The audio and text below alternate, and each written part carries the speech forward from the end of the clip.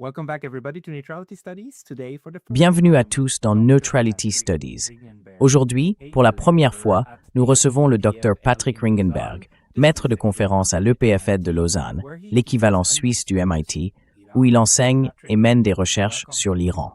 Patrick, bienvenue. Merci. Bonjour. Merci beaucoup d'être avec nous.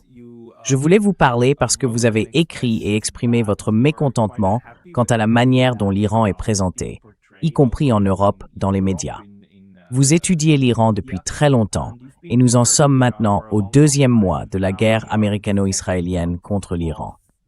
J'aimerais simplement connaître votre point de vue sur la situation actuelle, vue depuis la lointaine Suisse. Looking at this from distant Switzerland. Well, actually, there's much to say. Eh bien, en réalité, il y a beaucoup à dire. Je pense tout d'abord que c'était une grosse erreur de commencer cette guerre, car à titre personnel, je n'ai jamais cru que l'Iran serait attaqué. Quand on sait ce qu'est l'Iran, son histoire, sa culture, son expertise et sa puissance militaire, on comprend que non, on ne peut pas gagner une guerre contre l'Iran. Je me rends en Iran, et j'y vis même une partie de l'année, depuis environ 25 ans maintenant. Depuis 2000, et plus précisément depuis 2002. En vérité, chaque année, il y avait des articles sur des projets d'opérations militaires contre l'Iran, opérations spéciales, bombardements ou sabotage nucléaire. Bombing or nuclear site or sabotage, it was never a question of a grand invasion, but during Il n'a jamais été question d'une grande invasion. there were plans. Mais pendant des années, il y a eu des plans pour attaquer l'Iran. Je n'ai jamais pensé que c'était vraiment sérieux, dans le sens où, encore une fois, compte tenu de ce que nous savons sur l'Iran, il est absolument impossible d'y atteindre quelque objectif que ce soit. L'histoire est très créative. Nous voyons exactement l'alignement des planètes qui a créé l'illusion que l'Iran était faible, qu'il pouvait être attaqué, qu'il pouvait être soumis. Mais nous pouvons voir maintenant que l'analyse, et je ne suis pas le seul à l'avoir dit, l'analyse prédisant, il y a encore quelques mois, que cela se transformerait en un bourbier tranquille et en un piège pour les États-Unis, se réalise sous nos yeux.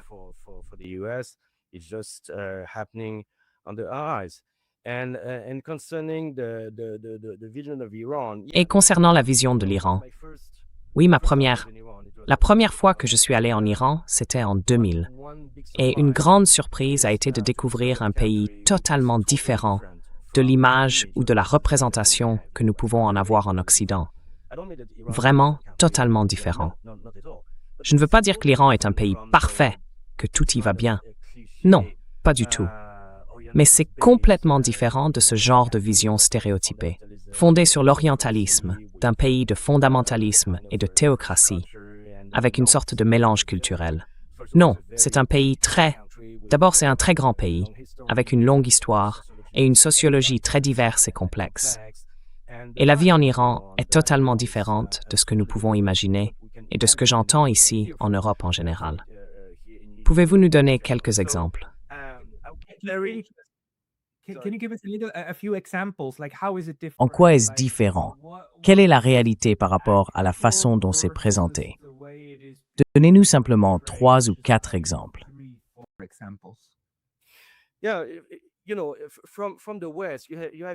Oui, vous savez, vu de l'Occident, on a l'impression que c'est une dictature totale, une dictature religieuse. Mais quand on vit avec des Iraniens, on se rend compte qu'ils sont libres de se déplacer, libres de se rassembler, qu'ils ont leur propre vie. L'idée que c'est un gouvernement qui contrôle tout et que tout est religieux, c'est pas du tout exact. Maintenant, il faut comprendre que l'Iran est encore une fois un pays très complexe. Il y a des contrastes marqués, par exemple entre le nord de Téhéran, avec sa culture cosmopolite, très occidentalisée, voire américanisée, et des régions comme le Sistan-Baloutchistan, qui sont très traditionnelles, presque comme une autre planète. Et entre les grandes villes et les villages, entre le nord, le sud, l'est et l'ouest, il existe une grande diversité. On ne peut pas réduire l'Iran à quelques personnes occidentalisées dans quelques grandes villes.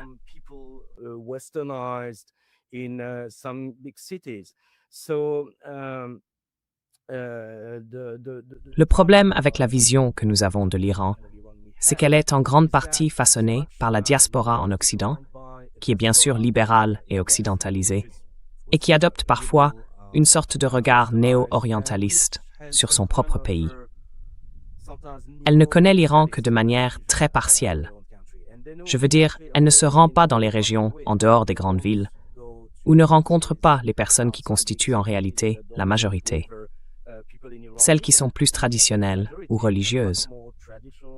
Et nous avons cette idée que le gouvernement iranien est totalement détaché de la majorité du peuple, ce qui n'est en réalité pas le cas. Mais le point principal, à mon avis, c'est que nous devrions reconnaître, ou nous aimerions reconnaître, que oui, l'Iran est complexe, avec une longue histoire, et ainsi de suite.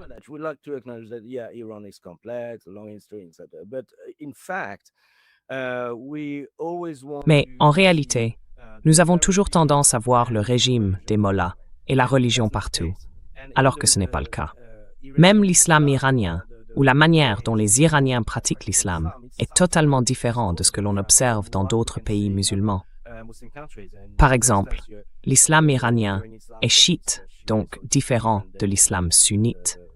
Et il n'est pas seulement chiite, car il existe en Iran une longue tradition de poésie mystique persane, qui a eu une immense influence sur la population.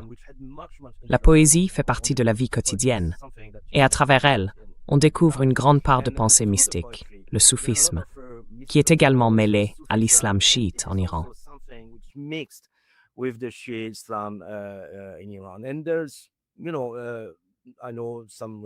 Et il y a, vous savez, je connais certaines personnes religieuses, et j'en connais beaucoup qui ne pratiquent pas l'islam, mais qui s'intéressent beaucoup à la pensée mystique. Il existe donc une grande variété, je dirais, de façons de penser et de positions spirituelles. Cela n'a rien à voir avec l'islam idéologique ou d'État que nous, en Occident, pensons être déterminant pour tout. Non, ce n'est pas le cas. Mais pour s'en rendre compte, il faut vraiment être en Iran. Et une chose frappante, quand j'écoute les analystes, les commentateurs, ils sont totalement déconnectés des réalités du terrain en Iran, je dirais. Ils voient l'Iran à travers un télescope, de très loin. Ils lisent des rapports, ils lisent des livres, mais ils ne peuvent tout simplement pas imaginer comment la vie est réellement à l'intérieur de l'Iran.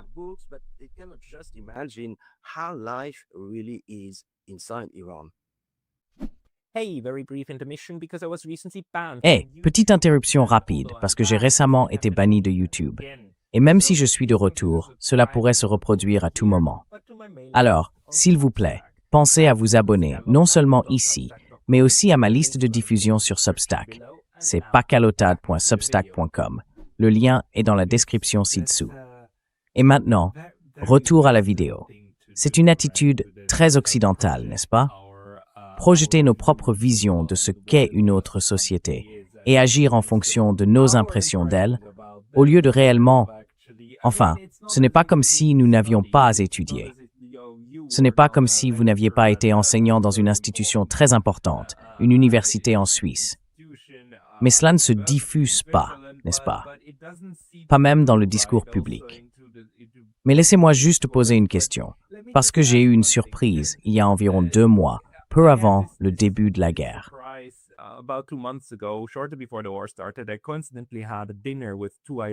J'ai eu par hasard un dîner avec 2 amis iraniens, un couple du Nord, de Tabriz, la région azérie, et ils m'ont apporté une magnifique bouteille de vin provenant en fait d'Azerbaïdjan, pas d'Iran, mais vous savez même ethnie, non? Et il m'a dit, regarde, ce genre de vin nous en faisons aussi chez nous autour de Tabriz. Et j'ai répondu, oh, wow, je suis surpris, parce que c'est pas un pays islamique. Avez-vous le droit de faire du vin? Et il m'a regardé et m'a dit, écoute Pascal, le vin en Iran est bien plus ancien que notre religion relativement jeune. Et j'ai dit, ah oui, c'est vrai, il y a d'autres choses qui définissent réellement l'Iran que la seule religion. Et bien sûr, les 1500 ans d'islam ne suffisent pas à tout définir quand il s'agit de l'Iran. C'est bien ça?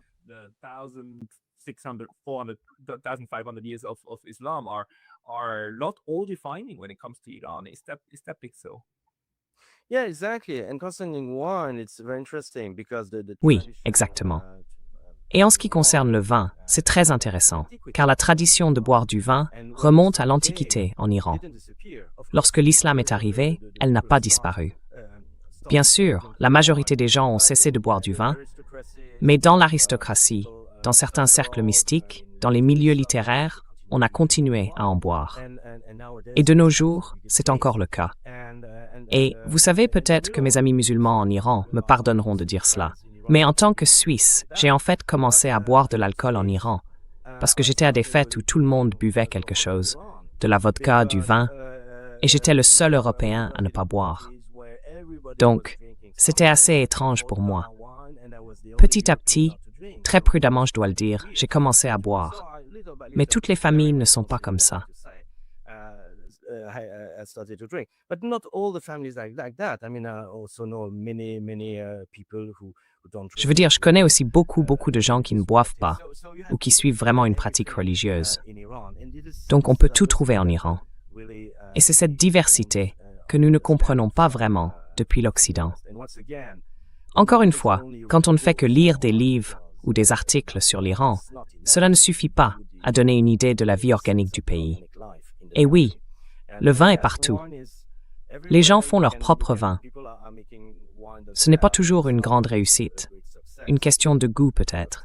Mais l'alcool vient principalement d'Irak.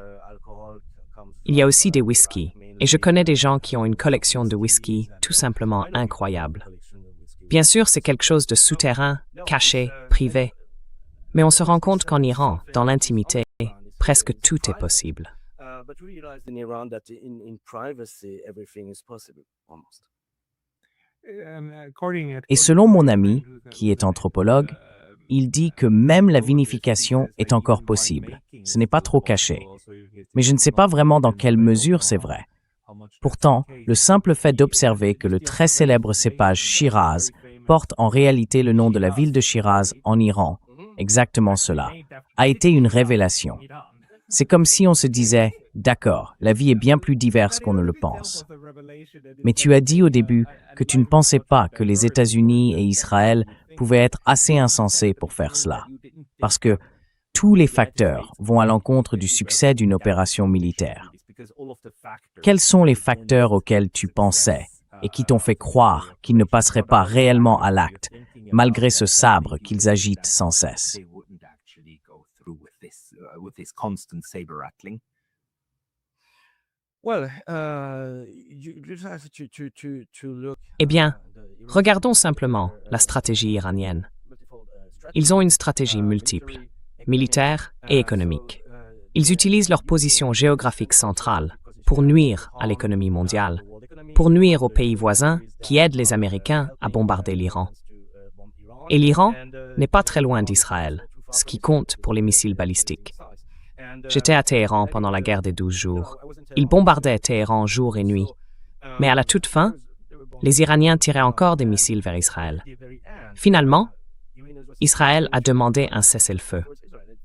Donc, toutes les spéculations sur le nombre de missiles que l'Iran pourrait posséder ne sont peut-être pas le sujet principal, car il est évident que l'Iran dispose d'une infrastructure militaire dans tout le pays qui lui permet de riposter pendant des mois et des mois.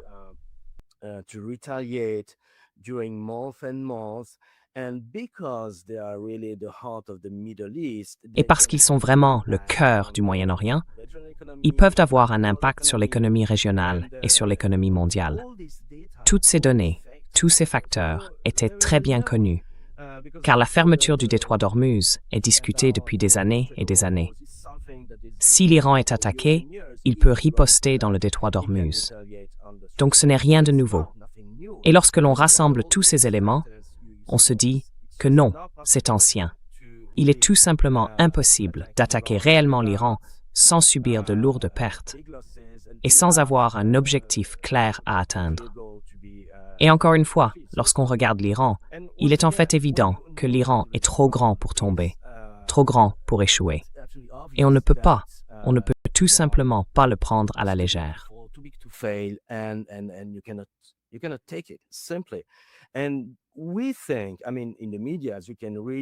Et nous pensons, eh bien, dans les médias, on peut lire que, oui, peut-être qu'on peut renverser le gouvernement, ou qu'on peut vaincre l'Iran, parce qu'ils ont cette vision délirante du pays.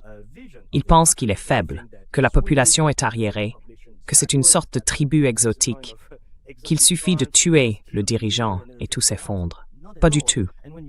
Quand on connaît un peu l'Iran, même comme touriste pendant 2 ou 3 semaines, on peut comprendre la taille du pays, la force mentale du peuple, le nationalisme. Et sans être un expert militaire, je sais que l'armée iranienne est assez forte et possède de multiples domaines de compétences qui remontent à la guerre Iran-Irak des années 1980. From Iran-Iraq war in the 1980s, and even it's rooted in Et pourtant, cela s'enracine dans une très ancienne tradition militaire. Donc, quand on prend en compte tous ces facteurs, on se dit que non, c'est simplement une idée insensée. Et si cette idée insensée devait un jour devenir réalité, devenir une guerre, ce serait parce que la plupart des analystes vivent dans une bulle. Ils n'ont pas analysé l'Iran tel qu'il est. Ils ont simplement créé une image projetée de l'Iran qui correspondait à leurs propres désirs. Mais la réalité finit toujours par s'imposer. Une fois encore, je pense que l'Iran est pour moi un cas d'étude très intéressant.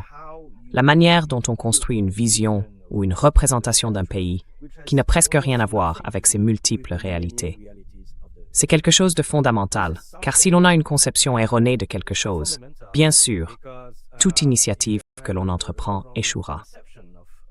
Of course, every initiative you take will fail. In another talk, I once called this the Lors d'une autre conférence, j'ai appelé cela l'approche du Don Quichotte occidental. Imaginez que ce qui se trouve devant soi est un géant, puis foncez droit dessus. Mais même si l'on voit très clairement le géant, si ce n'est qu'un moulin à vent, alors on a un problème et on va se blesser. Et je pense que c'est un autre exemple où les États-Unis combattent quelque chose de différent de ce que leur propre analyse décrit. Donc je pense que c'est bien là la critique, n'est-ce pas?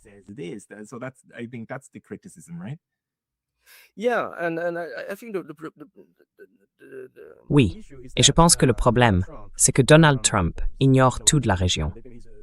Peut-être qu'il vit dans une bulle et que les informations qu'il reçoit proviennent de son cercle rapproché, qui travaille en réalité pour Israël. Je suis également surpris de voir à quel point Israël ne comprend pas qu'il ne peut absolument pas gagner une guerre contre l'Iran. Le problème, c'est que les États-Unis sont tombés dans un piège, avec des soldats américains jouant le rôle de mercenaires pour un autre pays, Israël, sans objectif clair, sans plan ni issue. Et maintenant, on voit bien qu'il est absolument impossible de vaincre un pays qui remonte à l'Antiquité, doté d'une solidité culturelle, militaire et nationale que nous avons toujours sous-estimée en Occident. We always underestimated in the West, and because we think that Iran is complex. Et parce que nous pensons que l'Iran est complexe, qu'il existe une division entre le gouvernement et le peuple, ce qui est vrai dans une certaine mesure, nous supposons que tout fonctionne comme un château de cartes et que cela va bien ainsi. Non, encore une fois, c'est un biais orientaliste. Mais je suis surpris que les États-Unis, avec tant de professeurs, de membres du corps enseignant et d'universités étudiant l'Iran ou Israël, des pays de la région, ne puissent toujours pas comprendre cela. Donc encore une fois, c'est un problème de connaissance. Comment est-il possible que les personnes compétentes pour comprendre un pays n'aient aucun pouvoir de décision, aucune influence sur la prise de décision?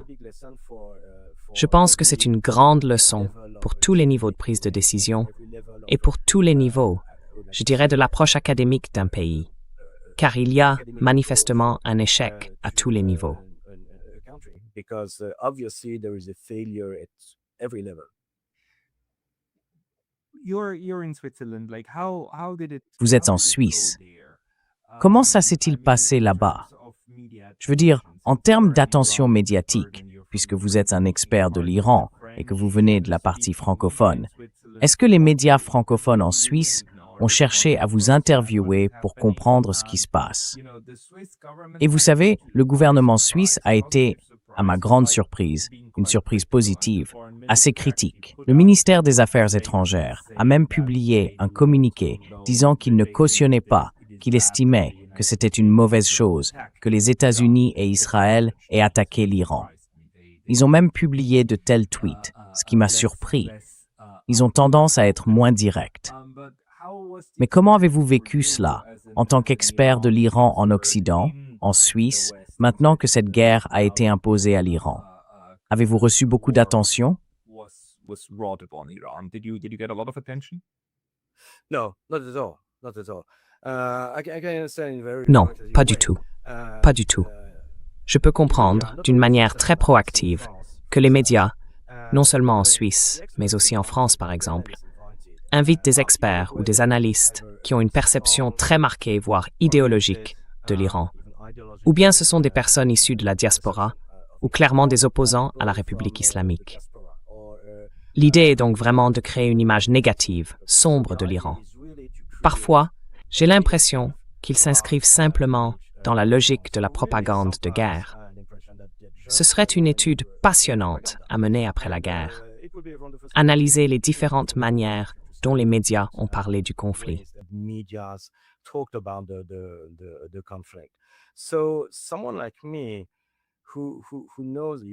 Quelqu'un comme moi, qui connaît l'Iran, qui y vit une partie de l'année depuis de nombreuses années, qui comprend la société et les dynamiques politiques, il ne s'intéresse pas à quelqu'un comme moi, car j'offrirais une représentation du pays bien plus nuancée et complexe. Donc non, je ne suis jamais invité. Les personnes qui le sont viennent généralement de la diaspora, qui est plus ou moins déconnectée du pays, ou bien ce sont des analystes qui ont, encore une fois, une vision très orientée de l'Iran. Et vous savez, quand ils commencent immédiatement à parler du régime iranien, du régime islamique, du changement de régime, vous savez qu'ils opèrent dans un paradigme très spécifique.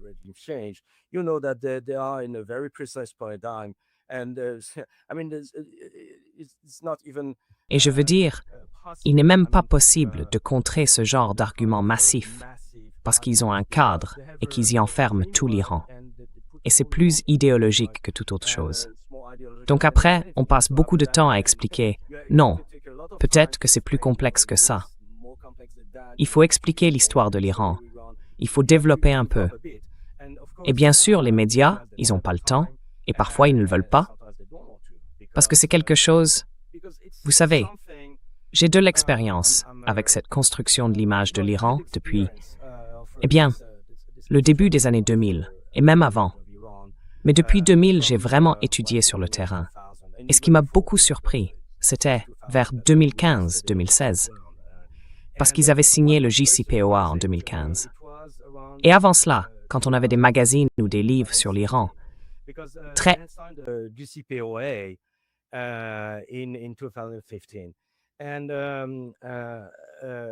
souvent, on présentait l'Iran comme une sorte de pays fasciste islamique, avec des images liées aux armes nucléaires. Bien sûr, l'Iran était considéré comme une menace. Il voulait avoir la bombe et ensuite il pourrait bombarder Israël ou d'autres pays. Mais lorsqu'ils ont signé le JCPOA, soudainement, presque du jour au lendemain, tout a changé dans les médias. Tout à coup, à la une des magazines, on voyait de belles jeunes femmes portant des foulards, avec des titres comme « L'Iran est de retour »,« Une grande civilisation », et ainsi de suite. Et une fois que Donald Trump a quitté le JCPOA, nous sommes de nouveau revenus aux champignons nucléaires, aux symboles atomiques et à la menace que représenterait l'Iran. J'ai donc vraiment compris à quel point il est facile de construire ou d'enfermer un pays dans une image négative.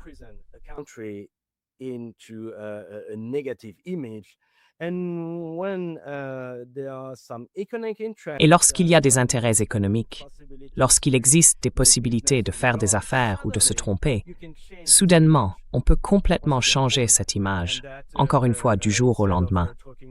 Et alors, au lieu de parler des mollahs, de la bombe nucléaire, de la théocratie islamique, on montre de belles femmes et les nombreuses potentialités de l'économie iranienne.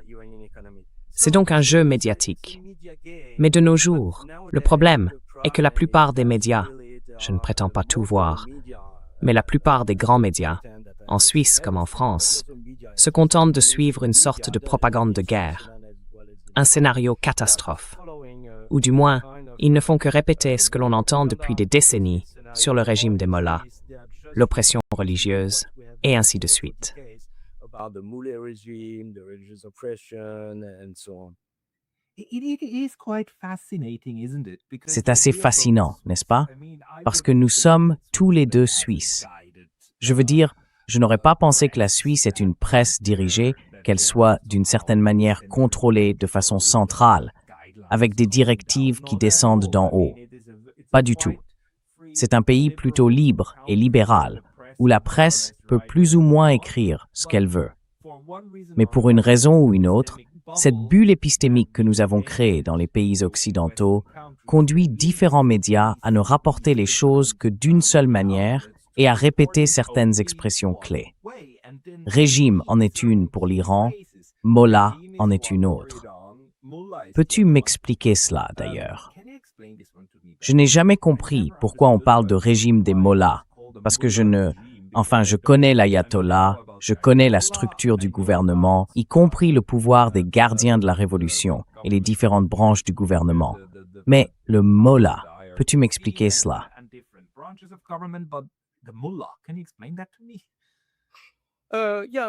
it's a cleric, a Shia cleric. Oui, un mollah est un religieux chiite. C'est quelqu'un qui étudie la tradition islamique, le droit, la jurisprudence et la philosophie pendant des années, voire des décennies, puis qui reçoit une sorte de certificat de compétence. L'ayatollah est l'un des plus hauts rangs, mais il existe aussi le titre dit alim. Mollah est le titre courant pour désigner un religieux. Il faut comprendre que les mollahs sont l'épine dorsale de la communauté chiite. Et pas seulement de nos jours, cela est vrai depuis des siècles. Car l'islam chiite, si l'on se souvient un peu de l'histoire, est une branche qui a émergé après la mort du prophète Mahomet. Il y eut alors un débat parmi les musulmans, après la mort du prophète, sur la personne qui dirigerait la jeune communauté musulmane.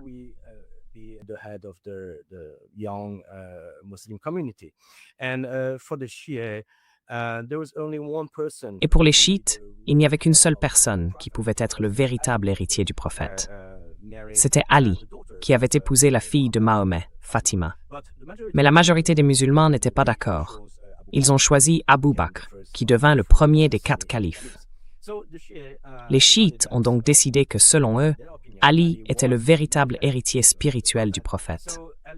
Pour les chiites, Ali n'est pas le 4e des 4 califes. Il est le premier des imams. Ali et Fatima eurent 2 fils, Hassan et Hussein. Hussein fut martyrisé à Karbala en 680. Puis, de père en fils, il y eut 12 imams, du moins pour les chiites d'Iran. Le 12e imam disparut mystérieusement au Xe siècle, et il est censé revenir à la fin des temps. Come back in the end of times. It's one of the very important. C'est l'un des aspects très importants de la métaphysique de l'histoire, de l'eschatologie du chiisme duodécimain.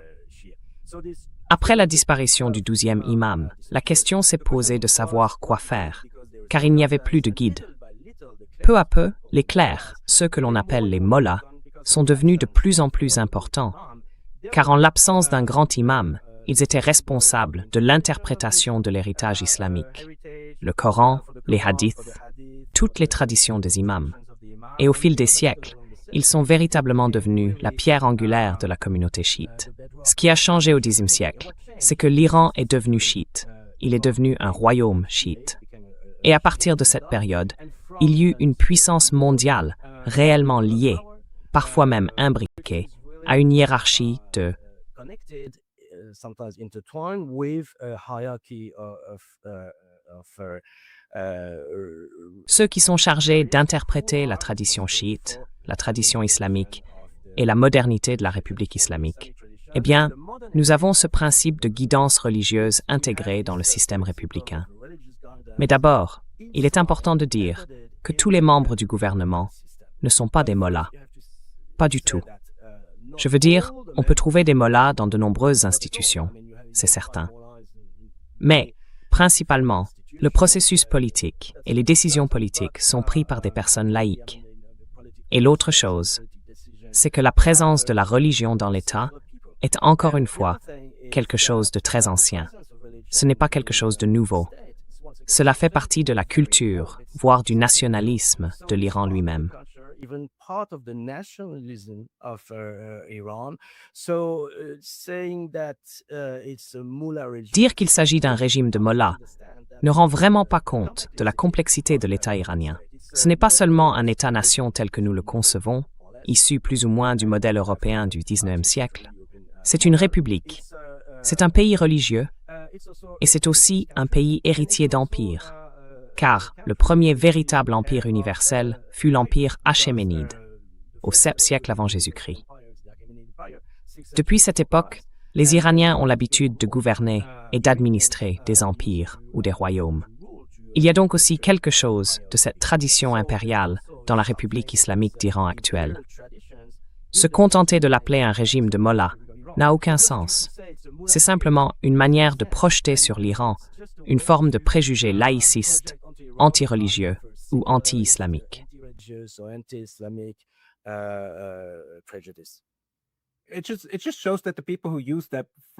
Cela montre simplement que les personnes qui utilisent cette expression ou ces deux mots n'ont en réalité aucune idée de la manière dont l'Iran fonctionne réellement en tant qu'entité politique. Peux-tu cependant me parler de l'aspect religieux? Nous savons qu'il y a des Juifs vivant en Iran. Nous savons qu'il existe d'autres confessions religieuses en Iran. Comment cela fonctionne-t-il? Et peut-être aussi, mon ami conteste fortement la légitimité même de la notion d'ethnicité. Mais les différents groupes qui ensemble composent les Iraniens d'aujourd'hui, comment ce mélange fonctionne-t-il? Parce qu'il semble que l'un des malentendus en Occident soit que, dès qu'on largue quelques bombes, les minorités prétendument opprimées se soulèveront et renverseront le régime. Et ensuite, soit elles construiront une nouvelle utopie occidentale à Téhéran, soit elles se diviseront en petites entités pour faire leurs propres choses, parce que tout le monde voudrait simplement être libéré du joug de la répression centrale.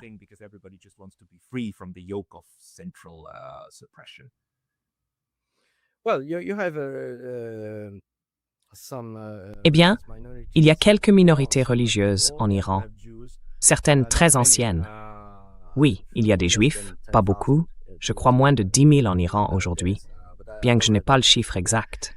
Il existe aussi différentes formes de christianisme. Les Arméniens, qui constituent la plus grande communauté chrétienne, et les Nestoriens, ou ce que nous appelons les Assyriens. Il y a aussi des Zoroastriens. Le zoroastrisme était la religion que les Iraniens suivaient avant l'islam. Et avec l'arrivée de l'islam, beaucoup de Zoroastriens se sont convertis ou ont émigré vers d'autres pays comme l'Inde. Mais encore aujourd'hui, bien que ce soit une très petite minorité, il y a toujours des Zoroastriens.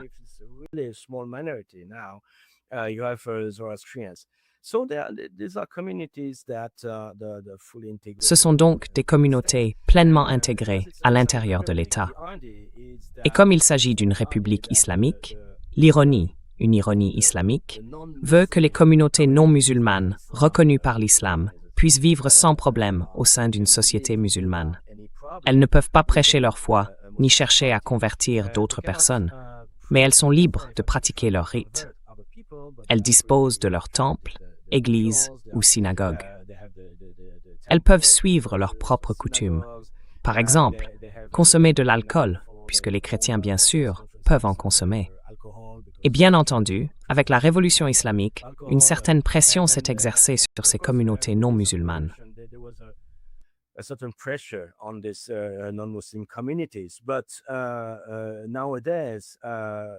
Mais de nos jours, on peut rencontrer de nombreux zoroastriens ou chrétiens, des chrétiens qui se sentent iraniens, tout comme les Iraniens musulmans. Ce sont aussi des nationalistes, et ils estiment que lorsque les États-Unis ou Israël attaquent l'Iran, c'est leur pays qui est attaqué, pas un gouvernement dont ils voudraient se distancier. Pas du tout. Et ces communautés non musulmanes sont très anciennes. Je veux dire, il y a des Zoroastriens qui vivent en Iran depuis des milliers d'années, littéralement. Il en va de même pour les Juifs. Malheureusement, après la révolution islamique, beaucoup de Juifs ont émigré en Israël. Mais les Arméniens, eux, ils sont ici depuis des siècles.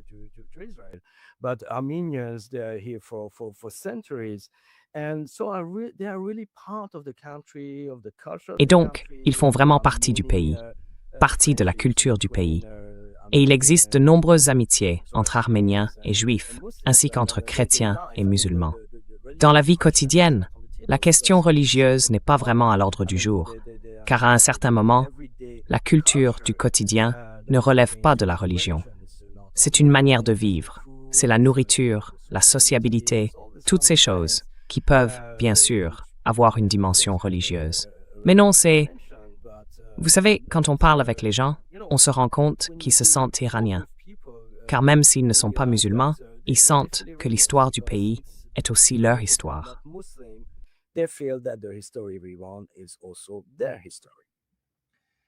What is your assessment about the political situation inside? Quelle est votre évaluation de la situation politique au sein des plus hautes sphères du pouvoir à Téhéran? Mon ami et collègue Heinz Gärtner, professeur émérite à l'Université de Vienne, me faisait remarquer il y a quelques années qu'il existait de profondes divergences sur la manière de conduire la politique étrangère. L'un des exemples qu'il évoquait est que chaque fois que le ministère iranien des Affaires étrangères semble sur le point d'obtenir un certain succès dans sa diplomatie avec l'Occident, il arrive souvent que le ministère de la Justice, dirigé par des figures beaucoup plus radicales, exécute des militants des droits humains. Cela provoque alors une tempête médiatique violente en Europe et aux États-Unis, ce qui finit par saboter une partie des efforts diplomatiques du ministère des Affaires étrangères. Avez-vous donc des observations à partager sur les différentes factions et les divers types de personnes en Iran, ainsi que sur leurs idées quant à la manière dont le pays devrait mener sa politique étrangère à l'avenir?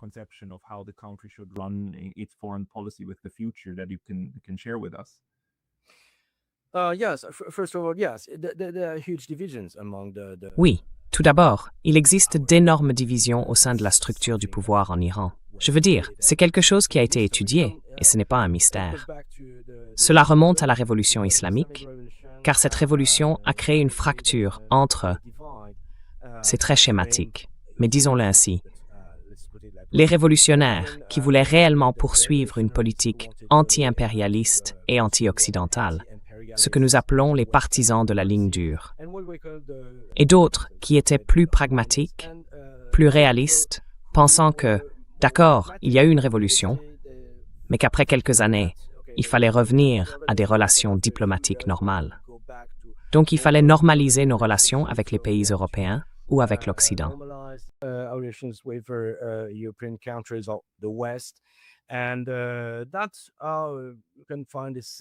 Et c'est ainsi que l'on peut identifier ce positionnement politique, qu'il soit réformiste, pragmatique ou réaliste, peu importe le terme que l'on emploie. Il existe donc deux positions vraiment fortes, et bien sûr, entre les deux, toutes les possibilités.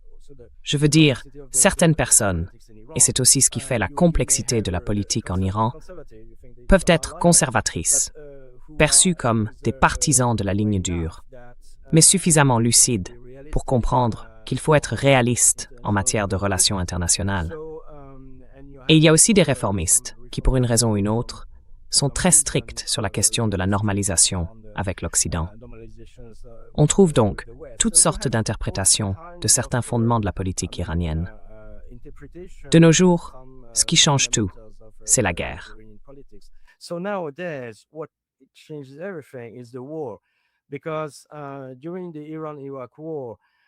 Parce que pendant la guerre Iran-Irak, la première priorité était de défendre le pays, la patrie, et de mettre de côté les divisions politiques. D'abord, nous défendons le pays, et ensuite nous parlons de politique. Aujourd'hui, je pense que c'est plus ou moins la même chose. Les divisions, les tensions entre les différentes factions, et parfois des oppositions très violentes sont toujours présentes, mais la priorité est de s'unir face à l'agression. Après la guerre, bien sûr, toutes ces divisions et ces problèmes referont surface, car nous verrons à nouveau une forte fracture entre ceux qui veulent vraiment opérer un virage complet vers l'Est, avec la Chine et la Russie, et ceux qui ne veulent pas traiter avec l'Occident, ou seulement de manière très limitée. impact and some realistic maybe. Et certains analystes réalistes, peut-être plus réalistes, diraient que non, il faut trouver un moyen de normaliser les relations avec tous les pays du monde, y compris l'Occident. Donc, pour le moment, je pense que les divisions et les oppositions internes au sein du gouvernement sont simplement silencieuses, car encore une fois, nous sommes en état d'urgence, et la première chose à faire est de terminer la guerre dans les meilleures conditions possibles. Ensuite, bien sûr, il y aura des débats animés au sein de l'appareil du pouvoir. Des gens diront « D'accord, que pouvons-nous faire maintenant ?» Mais tout dépendra de la façon dont la guerre se terminera et de ce que l'Iran obtiendra d'un accord.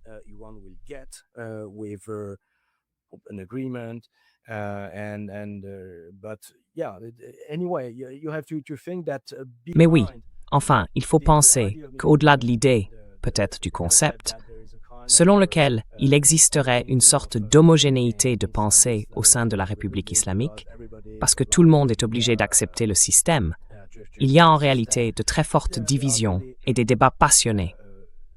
Chaque fois que j'ai eu une discussion politique, et j'en ai eu beaucoup en Iran, je veux dire, on ne peut pas imaginer, ils parlent de ces sujets de manière très franche.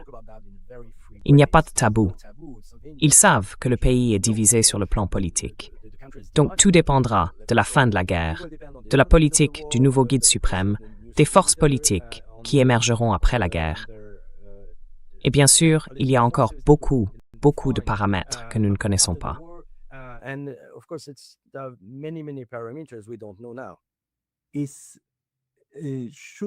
Devons-nous comprendre le rôle du guide suprême, l'ayatollah Khamenei, le nouvel ayatollah Khamenei aujourd'hui, qui était auparavant son père, comme celui d'un dirigeant suprême, à la manière, disons, de la Corée du Nord, où l'on imagine un dictateur gouvernant d'une main de fer? Ou devons-nous plutôt le voir comme une sorte d'arbitre en chef, quelqu'un qui doit composer avec les différentes factions qui comptent toutes pour le pouvoir politique? Je veux dire, nous savons qu'il existe toutes ces factions. Alors, quel est concrètement son rôle au sein du système?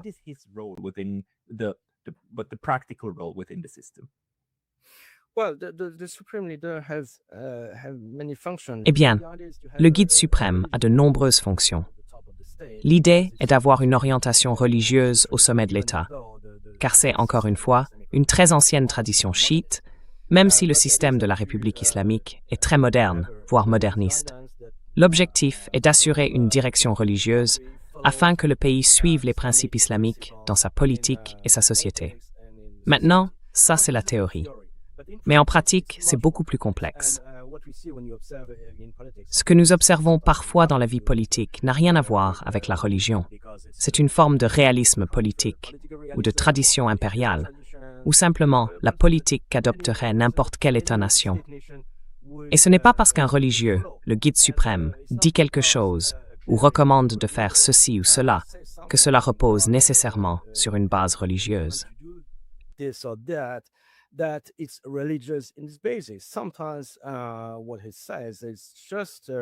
Parfois, ce qu'il dit relève simplement du discours politique, au sens le plus basique du terme. Cela n'a vraiment rien à voir avec la religion dans la vie quotidienne des villes. Le guide suprême, comme vous l'avez dit, est au sommet de l'État. Il joue en quelque sorte le rôle d'un équilibre des pouvoirs entre différentes factions. Il est un symbole d'unité.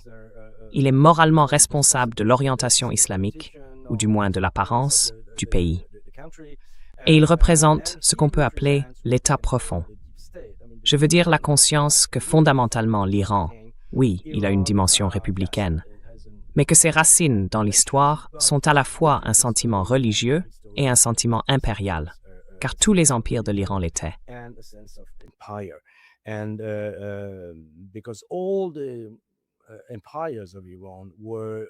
Vraiment profondément liés à une dimension sacrée. Cela renvoie encore une fois à l'Antiquité. Ainsi, l'état profond, dans le cas de l'Iran, correspond à la conscience que la religion constitue l'un des axes fondamentaux de l'identité du pays et qu'il existe également un axe impérial profondément enraciné dans l'histoire. L'État profond, c'est fondamentalement cela. Et le guide suprême incarne aussi ce type d'état profond. Il a donc une fonction véritablement multiple. Maintenant, que fera Mostafa Khamenei? Je ne sais pas, car avant la guerre, lorsque j'ai eu des discussions politiques avec des personnes en Iran qui connaissaient le système de l'intérieur, la fonction même du guide suprême était remise en question. Devons-nous la conserver?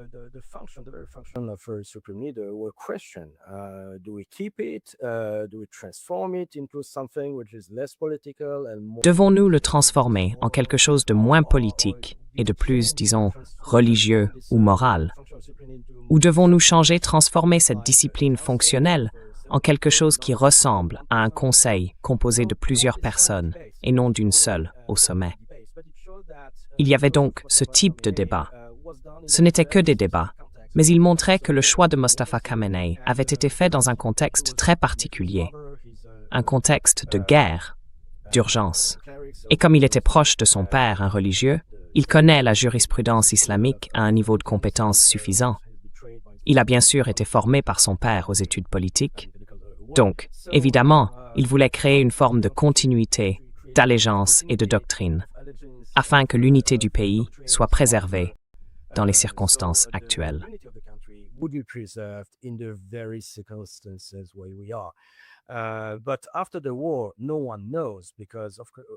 Mais après la guerre, personne ne sait, car bien sûr, Mostafa Khamenei appartient à une autre génération. Et il est bien conscient que le pays a changé en 40 ans, que la politique de son père ne sera certainement pas la sienne, même si elle s'inscrit dans la continuité de celle de son père.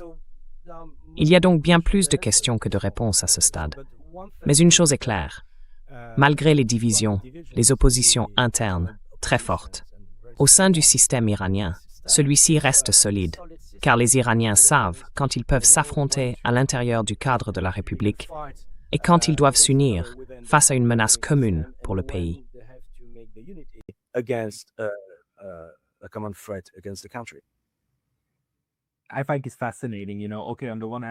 Je trouve ça fascinant. D'un côté, il existe certainement des capacités administratives qui remontent à au moins 2600 ans pour gérer et maintenir ce type de système. De l'autre, je trouve vraiment intéressant que tu présentes son rôle comme étant essentiellement celui du chef de l'État profond. Je viens justement d'avoir une discussion avec Aaron Good, qui affirme lui aussi qu'aux États-Unis, il est naïf de penser que le système politique se limite au Sénat, à la Maison-Blanche, et ainsi de suite. Bien sûr, les réalités politiques aux États-Unis fonctionnent main dans la main avec toutes les forces qui ne font pas directement partie de l'ordre constitutionnel, mais qui restent néanmoins un élément essentiel du fonctionnement du système politique américain.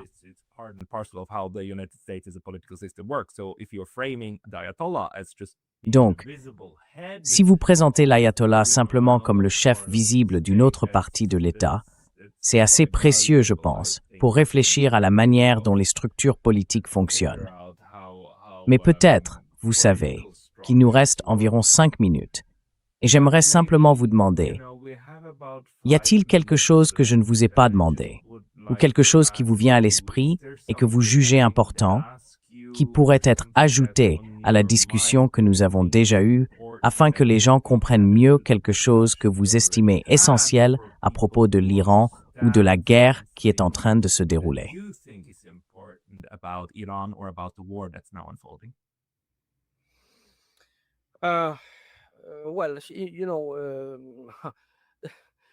Eh bien, vous savez, il y a beaucoup de choses à dire. Mais je soulignerai peut-être le fait que, une fois de plus, la manière dont l'Iran est représenté dans les médias européens est vraiment totalement trompeuse. Et encore une fois, pas parce que l'Iran serait une sorte de pays parfait, un lieu d'harmonie ou de paradis. Non, pas du tout. Et vous savez, en tant que chercheur, mon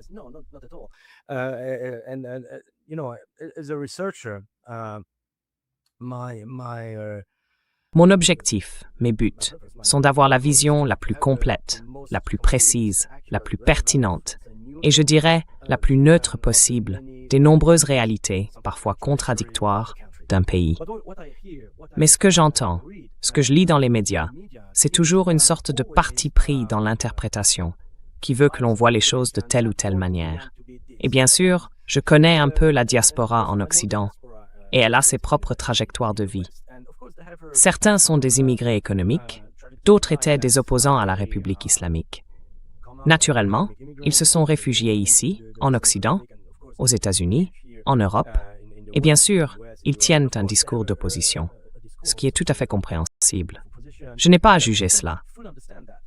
And I don't have to judge anything. Simply, I have to say again that Simplement, je dois redire qu'il s'agit d'une seule voix, mais qu'il y en a beaucoup, beaucoup d'autres en Iran.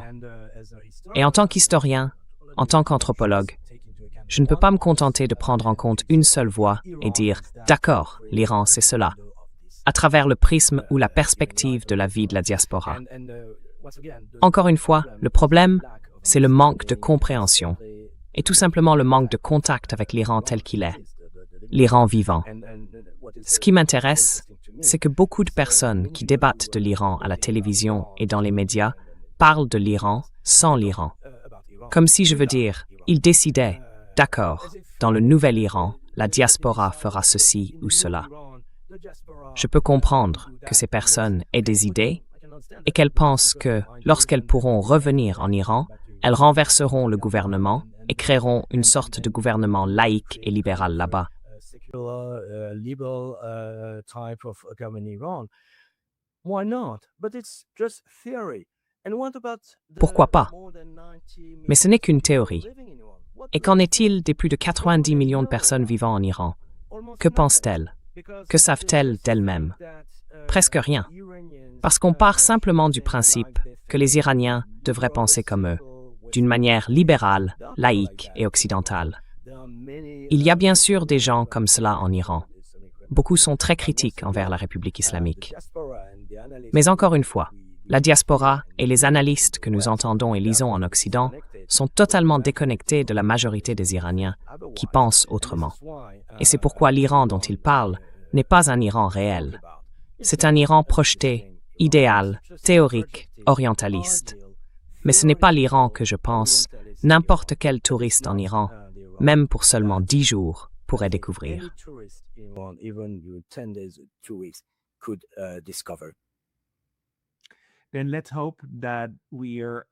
Alors, espérons que nous pourrons, dès que possible, aller faire du tourisme en Iran et encourager tout le monde à aller le découvrir par eux-mêmes, car vous avez tout à fait raison. Je veux dire, le genre de stéréotypes sur lesquels nous, en Occident, fonctionnons sont grotesques, alors même que nous pensons être la partie éclairée de la civilisation humaine, n'est-ce pas? Enfin, nous devons nous arrêter là. Pour tous ceux qui s'intéressent à votre travail, Patrick, vous avez un site où vous groupez certains de vos contenus. C'est patrickrickenberg.com. Rickenberg.com. Yeah, that's it. patrickringan.com. Ouais, c'est ça, patrickrickenberg.com. J'ai aussi quelques articles et des extraits de livres publiés sur academia.edu. Et ouais, c'est tout.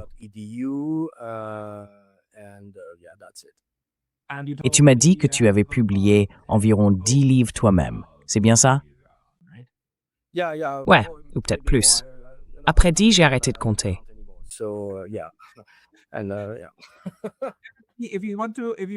Si vous souhaitez lire quelque chose d'un chercheur très modeste qui a cessé de compter ses livres, allez découvrir le travail de Patrick Rickenberg.